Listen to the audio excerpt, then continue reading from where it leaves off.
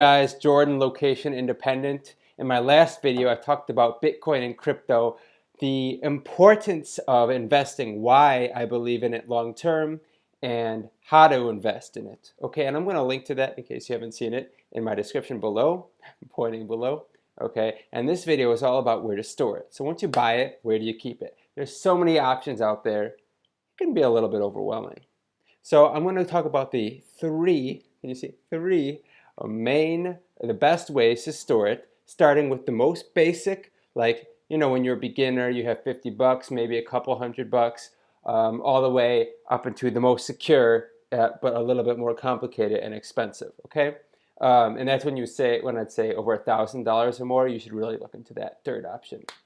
Okay, so here we go. The most, and probably this is for 90% of you, let's be honest, is, as much as I hate to say it, Coinbase. Okay, now you love looking at my beautiful face, I'm sure, but let's, I'm what am I, like voguing over here?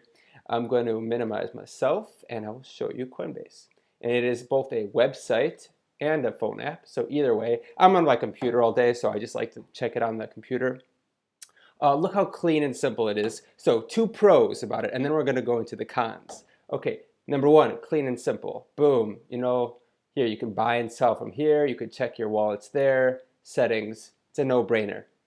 And what I like about Coinbase, and I talk about this more in my last video, fits perfect with my current Bitcoin investment strategy. I can set up recurring payments, so I'm buying 25 bucks a week, no matter what the price of Bitcoin is, buy and sell. You see, like here, I do like $26, and I can repeat this by weekly, every 2 weeks, monthly, no big deal. And it's just automatic and hands off. That's the kind of investment that I like. So yeah, Coinbase, it's easy. And the second really big advantage is it is the only app or website I know that, or wallet, let's say, for crypto that is insured by the FDIC. Now this is amazing, right? So up to $250,000, I believe, is the amount that you could keep on here. Not that you should keep that much, but if something happens to it, it gets hacked or it goes down, whatever, FDIC has got your back, yo. Okay, so I don't know why I'm talking like that, but it's a really cool, really good advantage to Coinbase. Simple and it's safe, okay? Now the things that are not so good about it. You can see you have Bitcoin, Bitcoin Cash, Ethereum, Ethereum Classic, and Litecoin. Now, these are some of the biggest cryptos, but there's a lot more other good cryptos to invest in if you're interested in moving away from just these 5 or extending beyond those. And unfortunately, Coinbase at this time does not offer that. Now, there's a good chance in the future that they're going to expand. They already did expand. They just started with like Bitcoin, and then they kind of slowly grew out from there. But right now, those are the only options. And I'm going to get into that in my next wallet option. So that's number 1. That's okay.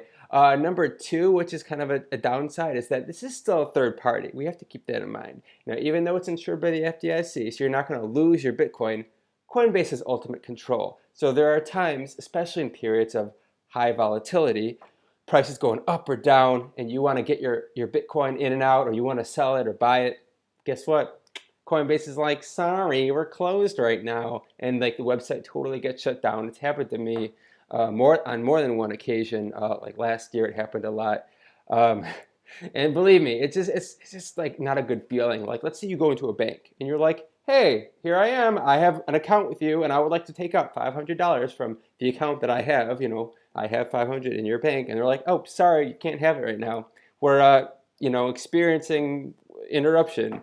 Like, a bank is never going to do that to you, right? Like, if you have your money in there, you're going to get it out. Coinbase, no. There's just times where you get the idea. But if you're a beginner, you have just a little bit of money, you want to just keep it simple, Coinbase is awesome. Okay. And if you appreciate, by the way, how important crypto security is, and if you think this is helpful information, please give me a thumbs up and subscribe. It's a brand new channel, so really appreciate that. The second option is Exodus. Now this is a cold storage wallet. This is on your hard drive of your computer. It's not online, so it's also very safe, and it's free. Also, like Coinbase, is free.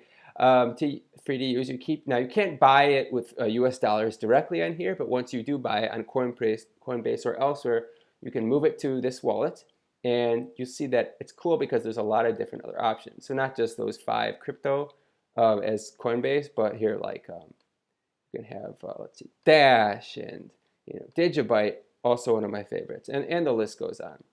Another cool thing about Exodus is you could swap. So like I got a bunch of Digibyte, you could see right here, but let's say I'm like, one day, I'm going to move 2,000 Digibyte and I'd rather have, I don't know, I want to get Decred for it. That's another crypto. You could, with one click, exchange it.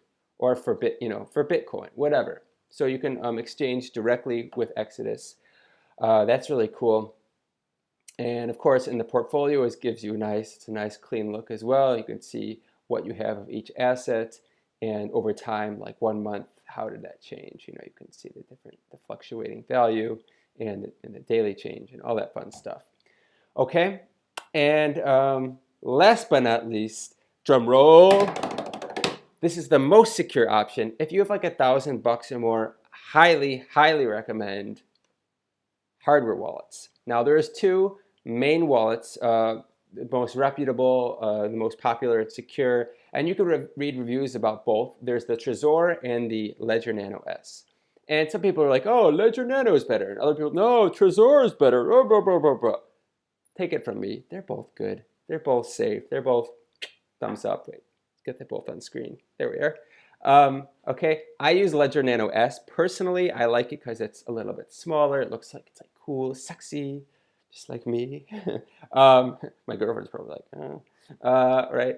So it looks like a flash drive, which is cool. And I love the fact that it just stores more crypto. There's more different types of cryptocurrencies you can store here, whereas Trezor is just like, there's a few. It's like Bitcoin, Litecoin, Ethereum, the big ones. But Ledger, there's also a lot more options. So it's a little more versatile, I think.